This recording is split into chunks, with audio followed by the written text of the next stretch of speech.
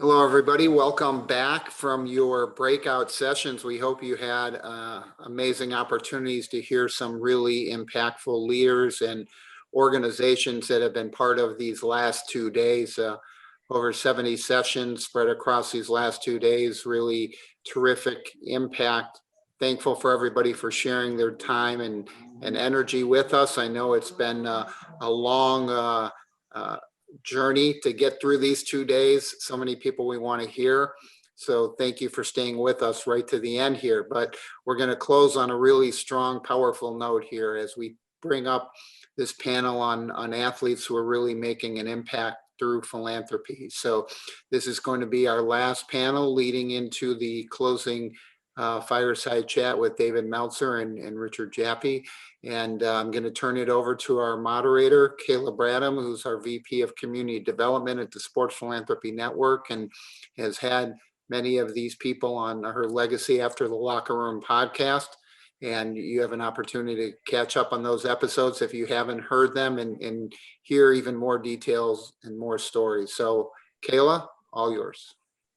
Thank you so much, Ryan. I just want to take a quick moment to say thank you for founding Sports Philanthropy Network, for bringing hope and possibility and building stronger, healthier, and more inclusive communities. And on behalf of Roy and I, we also want to thank all of the interns who've made this event possible. We have close to 30 interns who've worked so hard behind the scenes, managing the technology, the graphics, emailing all of you guys, answering questions. So big shout out to them. Folks, today I'd like to introduce 4 men that I think the world of. I'm so honored and proud to be able to call these guys my friends. And if I had one word to sum up each of them and their foundations, it would be hope. And we were actually just talking about that before we went live with you, hope. And what you're going to hear this evening is a message of hope and what they're doing to create hope through sports philanthropy. So I give the stage to Major League Soccer professional Jesse Bradley, NFL legend, Super Bowl champion Tyron Keys, NFL Reggie Rusk doing amazing things with flag football, and the one and only Walter Thurmond. Gentlemen, thank you for being here. The stage is yours. I'm going to sit quietly and just soak this in. Thank you. Thank you. Well, thank you. Appreciate that. The introductions there. So guys, if you don't mind, tell us a little bit about your career, who you are, why you're here, and then a little bit about why you started your foundation, the problems that you saw. Jesse, if you don't mind, we'll start with you. We'll skip over to Walter, Reggie, and Tyrone. Thanks, guys. First of all, I'd like to point out that we're coming together in soccer and football here, collaboration, partnership. Sometimes those two sports are rivals, but we're on the same team. And I played soccer in high school and college at Dartmouth College on the East Coast. We won a couple Ivy League titles, made it to the final 8, lost to Alexi Lawless, who's at ESPN. He was fortunate to beat us, but we're moving past that. Played overseas as well, and I played in Africa. I played in Zimbabwe. I was also in Scotland.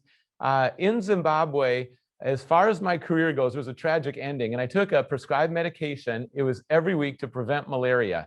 And it built up toxic levels in my system over the course of that season. And by the end of the season, I had very severe symptoms. My heartbeat was 160 beats a minute sitting still. Also atrial flutter, tachycardia, racing heartbeat, murmur, skip beats. So it was a lot of serious stuff. And they flew me back to the US, saw a lot of physicians. I was fighting for my life for a year. And in addition to all the physical side effects, there was the emotional, mental, and really, I was just fighting for my sanity with panic attacks I'd never had, depression I'd never had, and just waves of it. So my childhood dream was to play professional sports, and I got to do that. But then sometimes in life, it's going one way and it's not going that way anymore. And professional athletes, you can lose your livelihood if your body can't keep up. And it took me 10 years to fully recover. But I believe out of the worst situations in life, some of the greatest things happen. I also believe God does his greatest work in the most difficult times. There was a lot of healing in my life, and that's from my identity to mindset to habits. It was a very long journey, but now I'm a pastor in Seattle. I love the city. I love serving the city. And really, I have a passion to bring hope to people in the Sound, the nation, the nations, and the ministries I'm involved in now. It's both local and global. And like I said, my passion is to bring hope, to help people find hope and spread hope. And that's meeting needs that are physical, relational. That's deep restoration, having a foundation of our lives on a rock. You know, as an athlete, I had my foundation so often in my performance and achievement, and it's really not a place to find your identity. So some of those realities, they really became evident after my illness. But I realized if I have life and breath, if I have health, if I'm able to help anyone, it's a gift. And I want to use all my days to help as many people as possible to find a real hope, a strong hope, and really be flourishing in life. And I have a heart for athletes, meet with a lot of them. I love to come alongside of athletes and build them up. And so thank you for this opportunity to share a little bit about my journey. And also I'm looking forward to the rest of the panel and hearing their experiences as well. Walter Thurman III here. Played football at the University of Oregon. Also ran track as well. I was a 110-meter hurdle guy. Decided to hang up the track spikes and follow football and see how far I was able to take the sport. Was fortunate enough to be, my senior year, tore my ACL, MCL, PCL, the third game of my college season, and still had the opportunity to be drafted by the Seattle Seahawks and be able to play Pete Carroll's inaugural season there with the Seahawks. Through the course of my career, I've had multiple injuries. The second year at the NFL, I broke my leg, and a couple months later, I re-broke the leg. Going to that fourth season, I had the opportunity to be a part of that Super Bowl team. Played a year at the New York Giants after my contract was up, and then tore my pec second week of the season. Went down to the Philadelphia Eagles and was healthy for the full year and started at a different position outside of the cornerback and played safety there. But through the course of my career, I was able to figure out what I was also passionate about and being able to prepare for life after football, realizing that it wasn't going to last forever. And within that, I learned the film industry and also technology as well. Had the opportunity to be granted several patents in hardware and software technologies, and ultimately decided to retire to pursue some of these off-field passions as things were getting going. And living in the Pennsylvania area during the time, working for a technology company, was been asked to sit on the board and become a director of my grandmother's music and film school out in Sierra Leone, West Africa. Through a couple of trips to the continent and to the country, and being able to assist and help out with the young individuals within the country. I came back to the States and I found myself that I had malaria, and it almost took my life. And I found myself in a space of asking the question of, what's my purpose and what's my passion? And ultimately moved back to the West Coast, where I'm originally from, in the Los Angeles area. Went to go work at my high school as a golf coach, something outside of the traditional thing of being a football player. I'm a golf coach there. But for me, it was an opportunity to be able to work with the young individuals and being able to guide and mentor them as they navigate through high school, and being able to work with a small group of individuals. This was right before COVID took place, and being mixed in the educational space and seeing the effects that COVID had and on the school and on the nation as a whole, I started to notice that the lack of resources that these young individuals were getting through the educational systems, and ultimately families having to adjust and being able to adjust onto the online learning. And I created the organization called United Champions for Change last July to be able to bridge that gap and provide educational and athletic resources to youth around the country, ultimately around the world. Again, it's one of those things to continue to provide hope. And I look back at my personal career and the individuals, whether it was older peers or coaches that constantly looked out for me and gave me advice, gave me hope and instilled confidence in myself to be able to not only just persevere through injuries and persevere through just the competition aspect, but just understanding and having that belief in myself that I can achieve anything that is possible. And as long as you're going to take the time and to learn those different aspects and traits. Success is opportunity meeting preparation. And the more that you're prepared for when that opportunity comes, you're going to be successful. And I'm thankful for the opportunity of being here with these great group of guys on the panel. And I'm looking forward to the journey that lies ahead.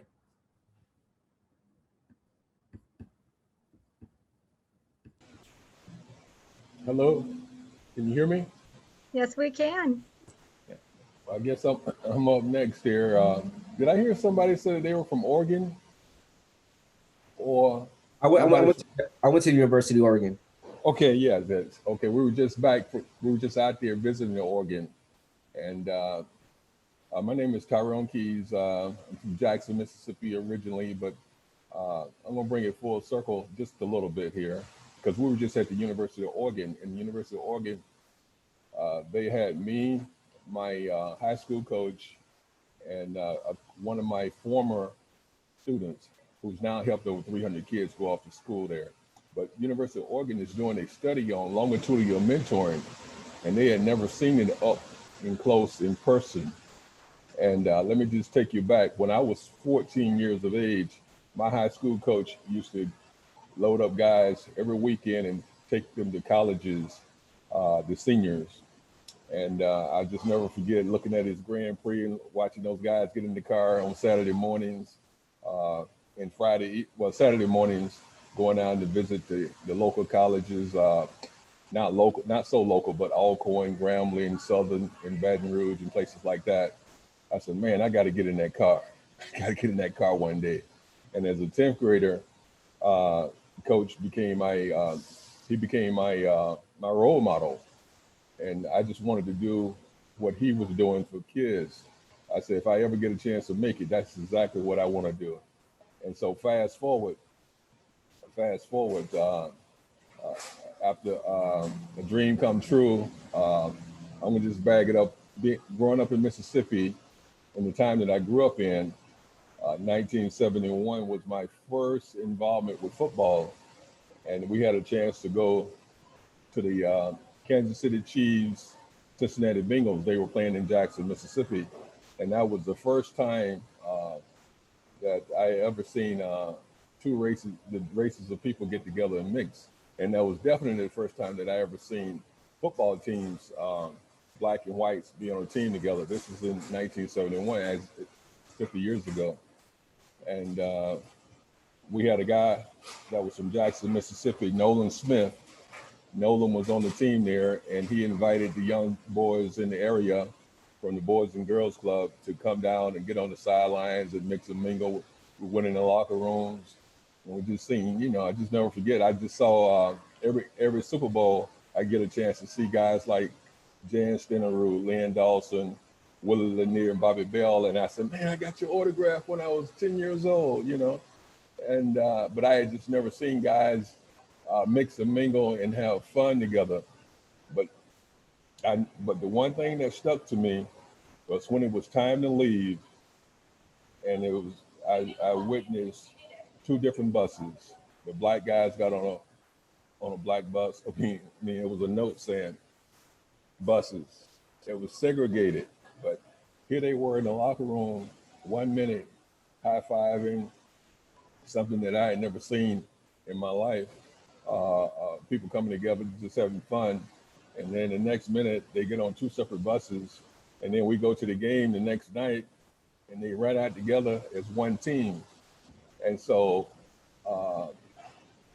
that just stuck with me. And so the first year of integration, we had my sixth grade teacher. She was from LSU. She came up. She loved football, and she had us watch the movie. Actually, her name is Mrs. Hagan, and me and Mrs. Hagan developed a strong relationship because she was the first white person to come into an all-black school in Jackson, Mississippi.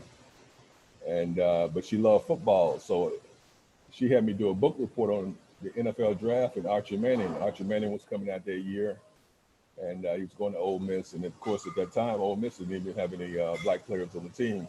But I still love Archie Manning, and I love Mrs. Hagan. So when she had asked me to do a book report on the NFL draft, I did. That was the first time I ever got.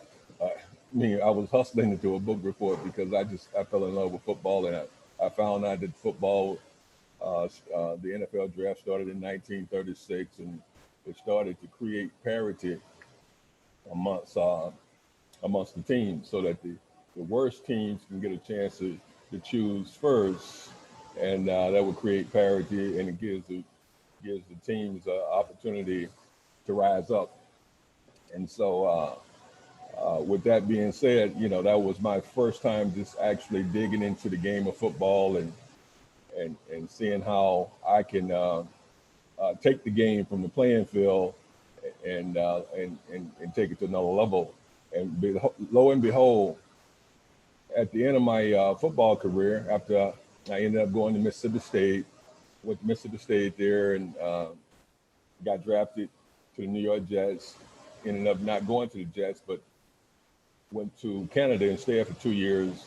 And then after my contract ended in Canada, I decided to, I came back and I asked the Jets to trade my rights to the Chicago Bears. And that was the best thing that could have happened, because let me take you back to 71 again. Mrs. Hagan had us watch this movie called Brian's Song. And I don't know if y'all seen that movie before with Gail Sayers and Brian Piccolo. Anybody seen that movie? Okay, so I saw that movie, man, and you know it's a tearjerker.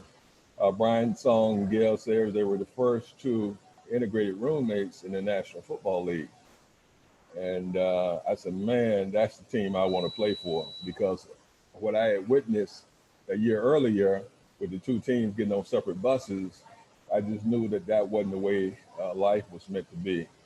And so we started a program down here that's called the Multicultural Intergenerational Mentor Model.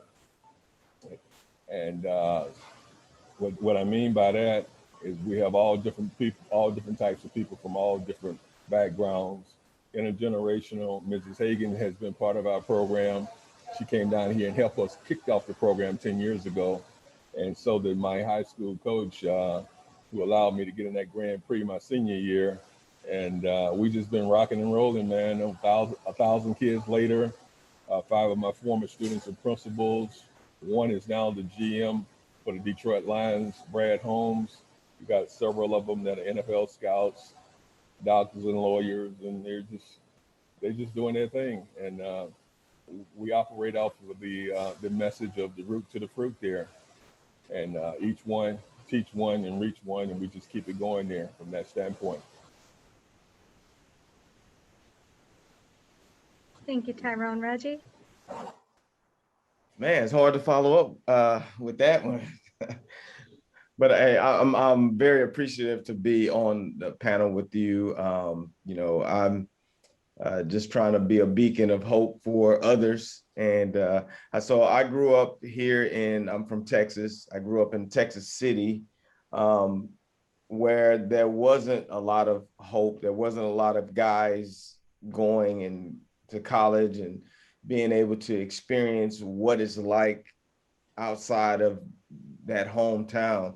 And fortunate enough for me, my senior year, I had no offers, but I had a coach who came in, brand new coach, you know, at the end of my senior year, brought me into his office, and he just asked me did I want an opportunity to play.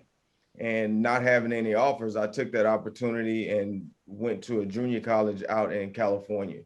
And there I met a coach that really transformed me as a player, but he also just instilled so many other qualities in me. And you know, I wasn't thinking about the NFL. I think when you're a kid, your first thing that you know, on career day, they ask you, what do you want to be? Everybody's a cop or a doctor or a lawyer. Of course, I think I probably said professional football player, but I really didn't think about the NFL. I was a big NFL guy as far as a kid watching the sport and admiring players that had come before me. But I was just happy to be on the field, happy to compete. So when I went to this junior college, I had expectations of going there and doing well, but I don't think it went any further than that. And this coach just changed my life. He allowed me to see things business-wise. He just mentored me. And by the end of that 2 year at that junior college, I had offers from all of these major universities. And that was the moment, I think, that it changed for me. I was able to see that I have the ability to be bigger and better than what I ever dreamed of. And I owe that to that coach. And I transferred to the University of Kentucky. And as an athlete, we all go through adversity. And, Kentucky was definitely my adversity. So when I got there, but what sports teaches you is how to be persevering. You're going to deal with adversity, but you have to keep going. You get knocked down, you get back up. And I think my junior year, I got knocked down and I was depressed about it. And I was angry and bitter about the fact that I wasn't playing and I really didn't get the opportunity to play. But I would always go back to the coaches and the people who believed in me, and I didn't want to be a failure. So I didn't want to leave that situation and go back home and be a failure. So I stuck it out. I worked harder. I set goals. And my senior year, I was able to accomplish those goals in the classroom as well as on the football field, and got noticed by NFL scouts. And was fortunate enough to be drafted by the Tampa Bay Buccaneers in Tony Dungy's first year. And when I talk to kids, I tell them I didn't enjoy football. I didn't enjoy the NFL, just because it happened so fast. We get in and we're out, and that's Herm Edwards told us the first day that we were in meetings. He said the NFL stands for not for long. And that is one of the truest statements, because you're so busy trying to stay there that you really don't get a chance to enjoy the process. The same way I think we enjoyed the college process. We had fun. It was a game. But once you are drafted or you're a free agent, whatever the case may be, the NFL is a job. And I think that a lot of guys don't really enjoy the process because they're too busy trying to stay there. And, most of us don't get an opportunity to go out on our own terms. And, I definitely wasn't any different. Tore my ACL and meniscus in 2000, and wasn't able to get the knee back, contracted a staph infection, which really derailed me. So, I think most football players, when we're done, or athletes, period, and when we're done, we're cast out into a world where we're foreign to that world, because we've been in this arena of athletics for so long that we don't know what the general population really is, the real world. And I didn't know which direction I wanted to go. I just knew that I wanted to do something. I wanted to lead people like I had led people on the football field. So I started a business, and found out that wasn't a passion. And I think most of us, football or sports is a passion, and we'll do it even though we would do it for free if we had to. And I realized that business that I started wasn't a passion. So that's when I got into mentoring, because I had always went back to schools. I'd always spoke to kids. I always wanted to be that coach or that person that changed lives like those coaches did for me. So I would always go back to the schools and make sure that I give back. So in 2007, I started Next Level Sports, and it was solely about me giving back to young student athletes athletically, because that's one thing that I remember as a high school athlete. No one ever came back to the school. No one ever came back and encouraged us to be great, encouraged us to see the world outside of our little bubbles. So I made a point that was one thing that I was definitely going to do, is give back and mentor young men and women through sports, using sports as a vehicle to obtain that free college education. So once I did that, I think things just changed for me, because now I was able to see the fruits of all of that labor that I had put in from these kids that were coming back and telling me how I changed their lives by just being myself.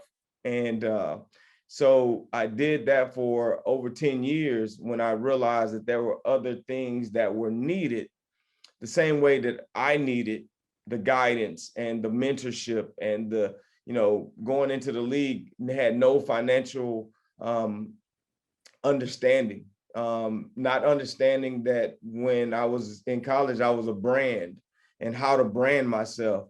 So those are things that I didn't know as a young man, as a NFL football player. So I wanted to make sure that I relayed that message to young student athletes in high school. I felt like getting the information in college was a little too late. So in 2018, I started a nonprofit called Stay Recruited. And, just like Tyrone, with the mentoring and helping those kids see their fullest potential, that was the thing that was the driving force behind me starting Stay Recruited. I year after year, I would see kids blowing opportunities to get free education because they were making dumb mistakes, dumb decisions. So the best way I felt like that I could help these kids is to intervene and to be a guidance to them. And that's when I started to Stay Recruited. It's not about being recruited, it's about staying recruited, by having good character, about working in your community to build it up and to bring other people with you in that manner. So I've been doing Stay Recruited since 2018. I've helped a lot of kids see their fullest potential. I have a few guys that are in the NFL now playing. I have countless number of guys that are, and girls that are in college that are on a free education or partially free education. And I have a WNBA player, Breonna Turner. So those are the things that I think really makes me proud. And I know other guys that are in the same situation, not patting ourselves on the back, but actually giving hope and giving guidance to other people who want to see change in their lives.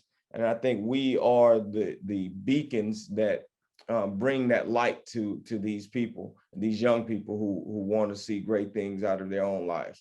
So, ever since 2018, running Stay Recruited has been a pure blessing. It's different from what I first imagined, because now it's a full business and there's a lot of things that you have to do, but the one goal is to just change lives, and we've been able to do that. I started NFL Flag and this year, and I think we're going to be able to help a lot of kids, continue to play sports. I have a partnership with We Play Every Kid Sports, and I think that's going to be a great addition and helping kids participate in sports, especially after the pandemic.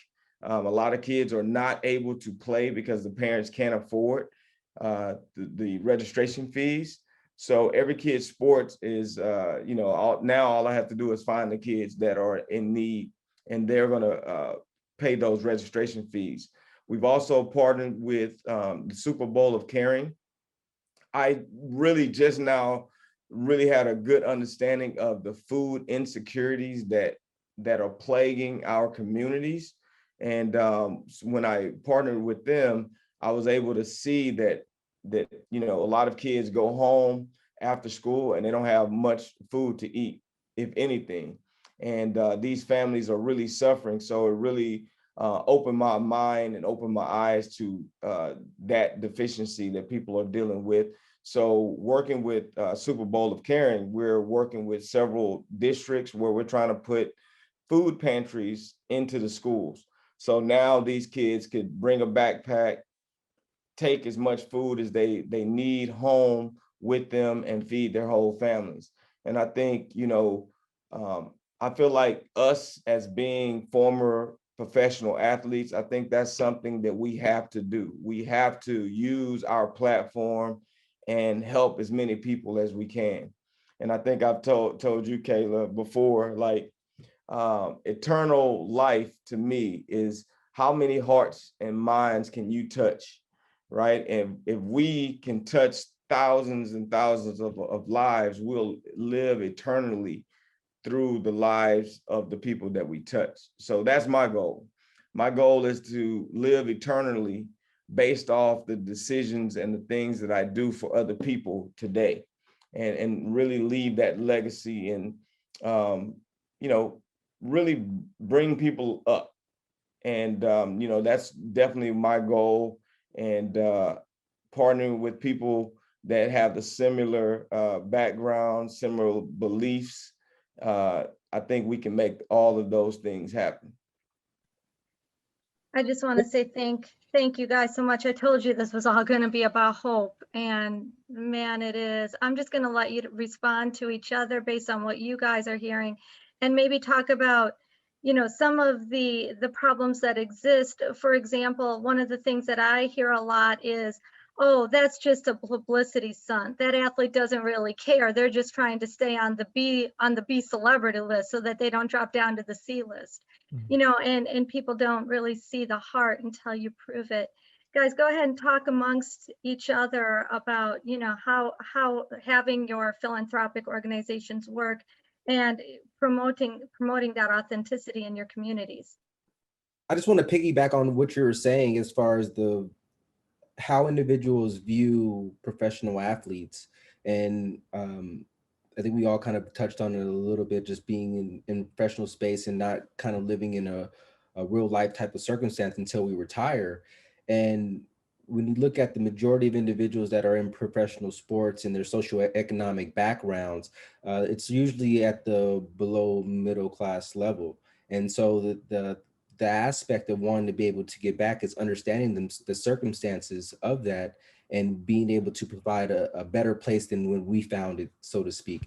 And you look at, I think something just came out with in ESPN with Najee Harris looking to work with California state officials as far as doing something with the homelessness, because he himself was homeless and his family was homeless. And so for him, it was something that resonated with him. And California has a huge homeless, aspect that's going on in the state, because people aren't able to afford proper housing, and rents, and the capitalistic aspect is so high in the area.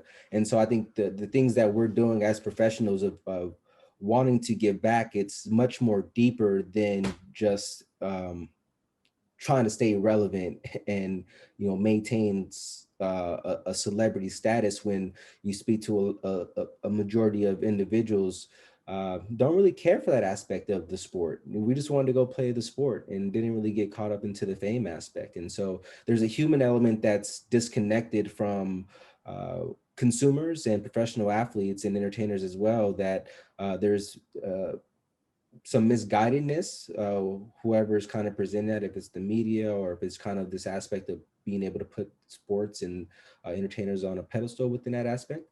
But at the heart of it all, we're just normal individuals looking to do our part and understanding the platform that we've been blessed with, and being able to use that to be able to maximize our individual potentials, and ultimately, like Reggie was mentioning, to be able to give back and leave things better than what we found it. And so that we can, and hopefully in turn, that the next generations of individuals would do the exact same thing. And it's at that point, it's just a snowball effect of everyone's doing their part, right, to be able to give back to the various communities and being able to create more sounding, whether it's economy, whether sound understanding of equality, but ultimately it's understanding our neighbor, understanding the people that we're living with on a day in and day out basis, and not being able to point the finger and judging individuals, and taking a step back to listen and learn, because we all are affected by the exact same things. Yeah, and I think it's the media who spins that, that narrative that guys are not giving back. I remember when I was playing, before I even knew about philanthropy, and guys were doing it. Guys were having their own nonprofits while they were playing, and they were positively affecting the communities in which they played. And they would go back to the communities in which they grew up, and they were making positive change. And when you do this work, you're not doing it for to be a celebrity. You're not, most of us are not on the news and saying all the things that we're doing in our communities. It's something that you feel like you're obligated to do because that's where you came from. And you want to help as many people from that community see the benefit of leaving that community and then coming back and bring other people as they go. So I think that's definitely a narrative that the media probably portrays. They only want to portray us as making millions of dollars and not doing anything but buying expensive cars and jewelry with the money.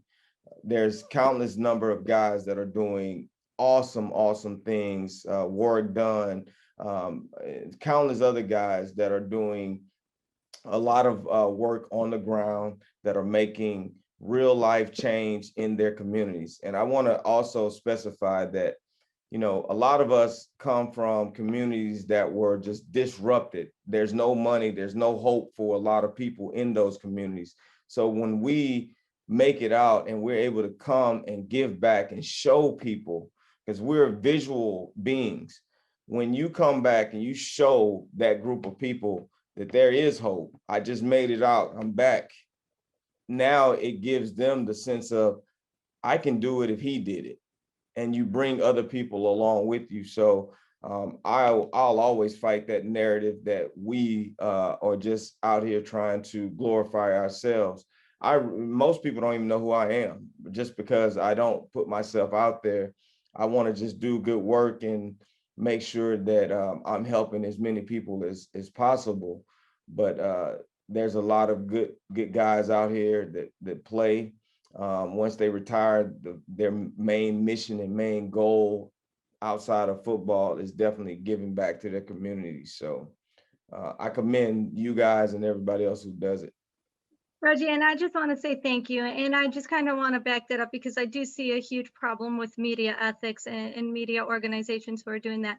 When you and I taped our podcast on a Saturday afternoon, I remember this clear as a bell. Reggie, where were you when we taped that podcast? I was going to a school to plant a garden for the kids. We taped that podcast. You were in your car. Yep. Doing work. In fact, we had to carefully schedule that podcast because I think you were sweaty coming off of a practice and then on the way to a school, correct? Mm-hmm. Right? So yep. we worked filming a podcast in between one of your practices with the youth and then another event to go plant gardens. None of that made the news, but I want to tell you, I know that and I recognize it and I applaud that. So thank you. Thank you. Jesse, Tyrone, what do you guys think? Ty was saying earlier about, on teams, it's so sweet when you come together, different ethnicities, and you're in the same team. And sadly, off the field in America, like we've got to learn how to love each other, love our neighbor, listen to each other, respect each other. We're all equals. And I think athletes moving outside of the locker room can build team and create that culture in neighborhoods and families and communities and cities. Leadership is influence, and athletes have been given a platform, which is influence.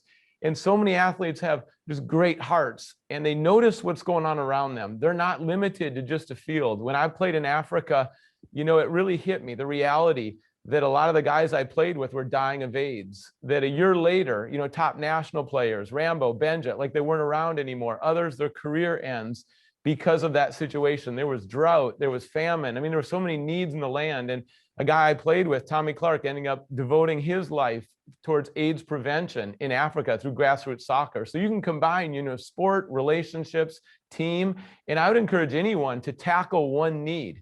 For me, our family adopted, and that's one where I'm an adoption advocate. I think every child should have a forever family, and I see that need. And there's just some needs that tug on you, and the tears come and you just want to step up and take action. I think we can't have a spirit of being timid or just passive or watching the needs, but we've got to take action. Athletes take action. I also just care a lot about athletes because I believe the healthier the athlete is, the greater the impact they're going to have and the more they can serve their communities. And I know for me, it was such a loss at the end of my career, so much mourning. And it's hard to describe when you have that team and that uniform competition, stadiums, the cheering, all that admiration. Then you step away from that and you wonder, well, who am I still? And what's my mindset? And, you know, in my journey, I didn't grow up with any faith, but I had hundreds of questions. So I love to come alongside and just help athletes know that who they are is more important than what they do, and that they're loved by God. And, you know, when you start to get secure, and I think we're also talking the root to fruit, when your roots are deep, you know, the roots are good and the roots are in love, the fruit's going to be evident. And then as we collaborate, the older I get, it's all about collaboration and partnerships. And, you know, we put together just on my website, jessebradley.org, a simple playbook for a practical roadmap for hope. You know, 7 key things: identity and its relationships, purpose and passion, mindset, habits, beliefs. And the other guys, we've all been talking about this today because we need some specific direction, next steps we can take. And I think let's get creative. 48% of Americans said during COVID, they felt hopeless and just down. 48% were willing to admit it. And a lot of times it's more. And with athletes, I know it was for me, always trying to put my best foot forward. I was trying to perform. I didn't really know when my career was over how to let people in to some of my failures and pain and disappointment and mourning. And that was a new process for me because then, you know, always trying to do better on the field, but in life, we need each other. So I just am, you know, basically agreeing with what everyone's saying, that we need athletes who are healthy on the inside story. And then when that happens, let's collaborate, let's break cultural norms, let's come together in unity, different ages, different personalities, different ethnicities. Let's be one team together. And that's when we're going to go the furthest and make the biggest difference. Tyrone? Yeah, I was saying amen to that, because when you think about it, it's just the way that human nature is wired. Because I can guarantee you right now, you know, if I was asked the majority of football fans here in Tampa, who was the snapper, the long snapper, I bet you they couldn't hardly name them. Name the person that long snapped the ball or held it with the holder, who maybe held the ball down for the game-winning field goal that was 55 yards on an icy cold day. So it's just the human nature that I think Reggie, I don't know who one of you guys said something about internal. And so there's not a lot of internal learning that goes on. You know, most of our learning is outwardly learning, because as you know, each man on a football team, I mean, you come together from all different walks of life, all different religions, and you come together for a common goal, and you go out there, and that man that's next to you, you got to know exactly what he's doing. If not, if you're on the offensive line, the quarterback's going to get killed. If you're not knowing, and Reggie can tell you this as a defensive back, the safeties and the corners and the linebackers, they all have to coexist together. And but in life, we don't do that. In life, we don't do that. For instance, I know that Reggie mentioned that he played for the Tampa Bay Bucks. I actually remember when he played there, because I'm good friends with Tony Dungy. And matter of fact, Tony has a Wednesday night fellowship at Grace Family Church here in Tampa. And he's just a regular guy. I mean, he's just a regular guy. I mean, he's left that football world behind him. And if you were to go there as a new person and seeing him for the first time, you would never think that he was Tony Dungy, the football coach and the Super Bowl winning coach, or the NFL Hall of Fame coach. I mean, it's just something he does on Wednesday nights, and he partners with a few other people, and we have small groups, just like we're doing now, so that people can come together and develop relationships and take it out there in the community. It's not real churchy. It's not like he's up on the pulpit and talking to everybody. He wants the small groups so that people can get the chance to know each other. And we've been doing it for a year. So if it wasn't small groups, people wouldn't even know each other. And those groups get together and they go out and they do things in the community. And so I see us, this communion that we're having tonight, I can see us continuing to keep it going over and beyond tonight. I just can see it, and that's how it has to start. And people would they would see your fruit.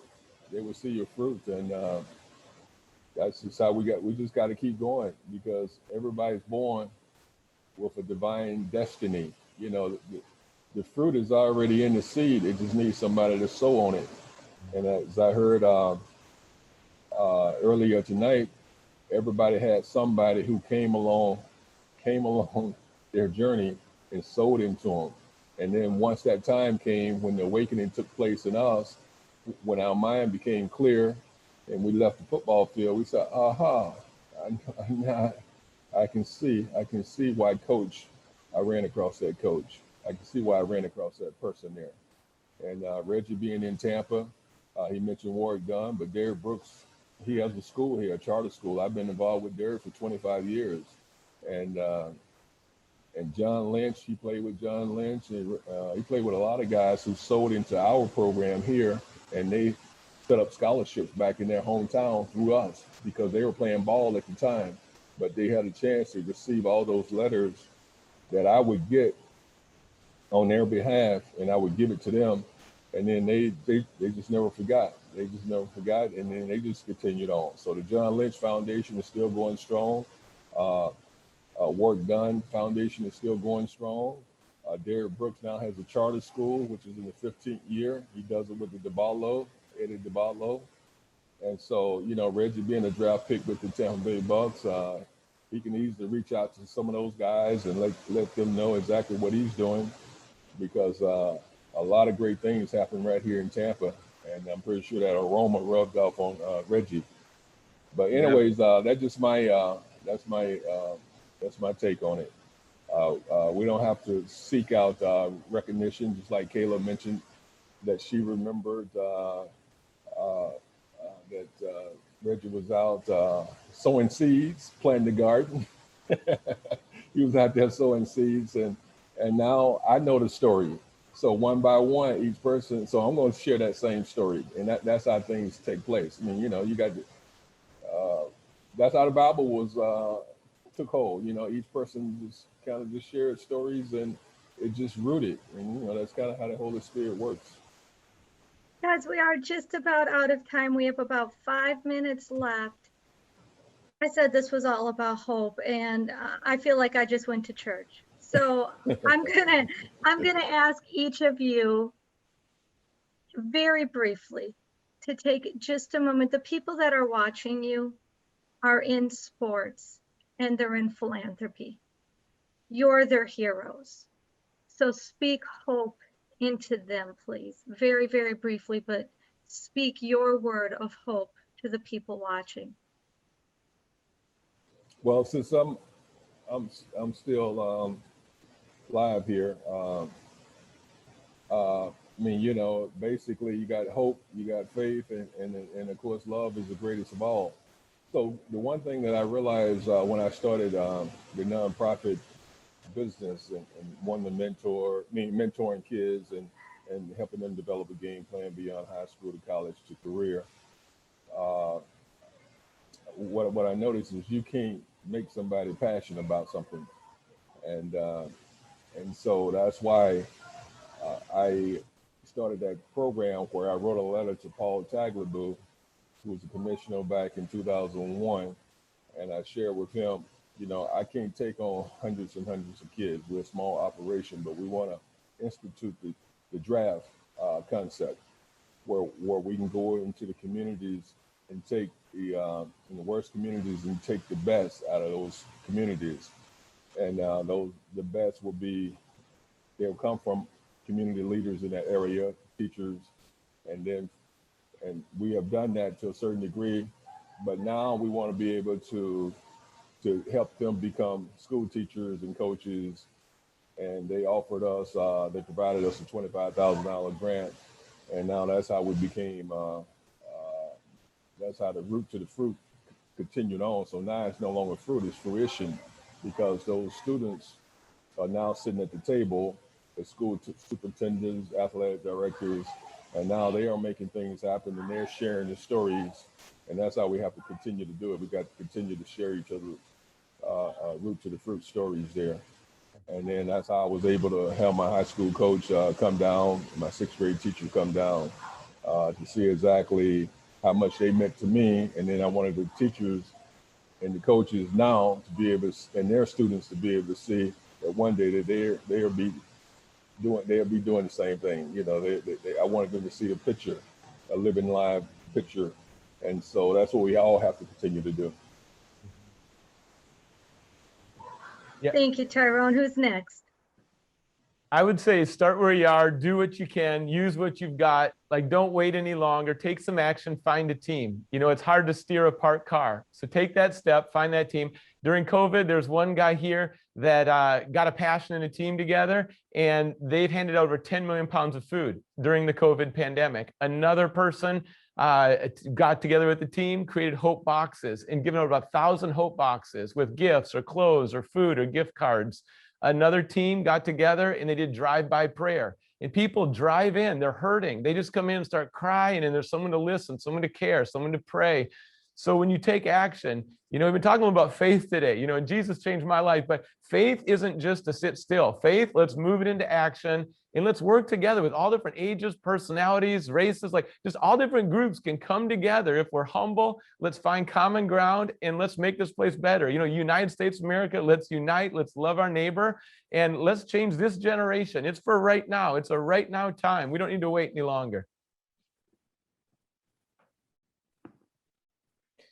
Yeah, I would definitely piggyback off of that, and just for us, just continually doing what we're blessed to do. I think we were given that platform, and we took advantage of having the platform. And that's one thing that I really, you know, the one thing I regret in playing professional football is at the time I didn't know how to use the platform to benefit. Now, years later, I understand better what the platform was for. God gave me that platform and I didn't know what to do with it at the time. Now I have a better understanding of how to use the platform and to help people. So I just believe that, like I said before, we're visual people. And the more people are out here, they're seeing us, they're witnessing us do great things. We don't have to preach about it. They see it and they start to feel it and believe it and understand that they can do the exact same thing. I can't even begin to tell you how many guys that I trained when they were in high school, now they're coaches because they saw me do it.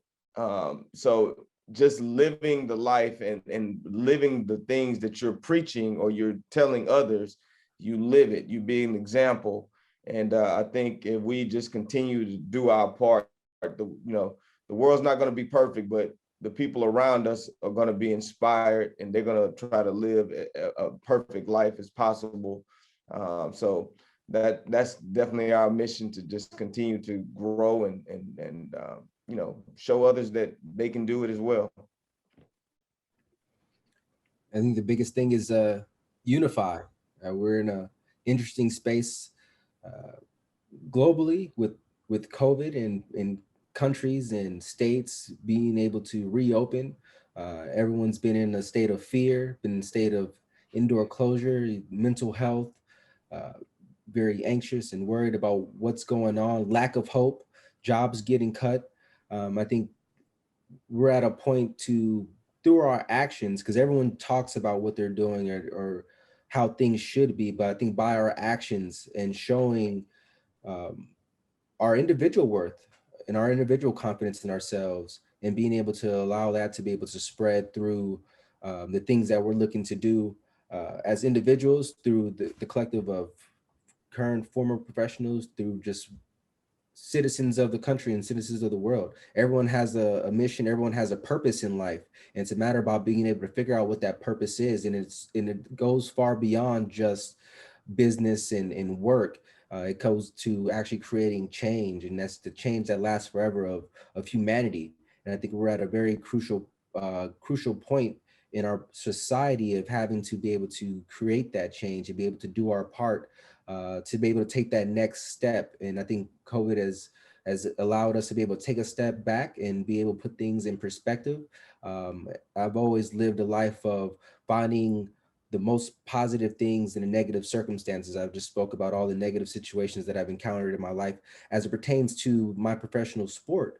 But within those situations, I've always been optimistic through each individual injury that I've had, to see the better within that, being able to learn from those situations. And ultimately, those were all blessings in disguise, and allow me to be able to maximize my potential and see the better, not within myself, but then also ultimately of what needs to be done and my part of being able to play in that situation. I think just unification and being able to do our parts is crucial in this potential time that we live in, and ultimately comes back down to the youth. It's the cliche, the youth are the future, but the youth are the future as this world continues to change, and the old normal is never coming back.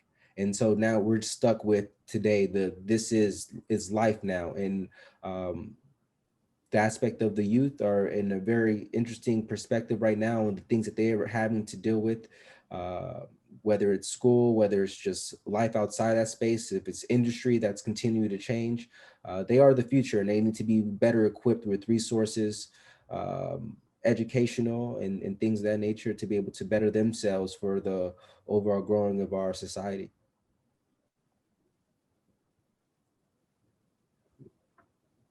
Guys, I want to say thank you. You are an example of what excellent looks like. And I know a big part of that is just walking in humility, not seeking fame or fortune in what you're doing, but just being the people that you were created to be. On behalf of our audience, on behalf of myself, on behalf of the network, I want to say thank you. I want to ask you to continue to do what you're doing. And I want to remind our listeners, and you guys all know, you've been on the podcast or you hear it, I always end it with one phrase, and I'm going to call this to the people working in sports philanthropy and trying to evoke change. For everybody listening, my name is Kayla Bradham. I'm here with Jesse Bradley, Walter Thurmond III, Tyron Keys, Reggie Rusk, and the 5 of us are here to remind you to live your legacy. Thank you, gentlemen. Thank you, appreciate it. Hey, Tyrone, I need to get your information.